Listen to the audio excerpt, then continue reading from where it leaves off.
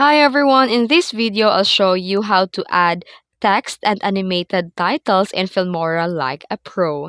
Whether you're making your YouTube videos or Instagram reels, adding a clean animated text can seriously level up your content. Let's jump in. First, go ahead and open your video project in Filmora and place your video clips into the timeline. Then at the top of the screen, click on the Titles tab. Here you'll see a bunch of titles and text categories like the opener, subtitles, and credits, and more. Browse through them to find a style that fits your video. And once you've found a title or text animation you like, click and drag it to your timeline above your video clip where you want the text to appear.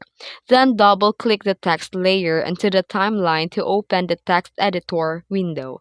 Here you can change the font size, color, and style. You can adjust the position and alignment, add a text animation like fade, slide, bounce, and more, and you can also customize the text effects like shadows, outlines, and glow.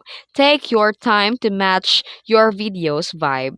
Then drag the edges of the text layer into the timeline, and you can adjust when it appears, how long it stays on the screen, and here you can also click and drag the layer to move it anywhere in your video sequence. Then click play to preview the text animation with your video.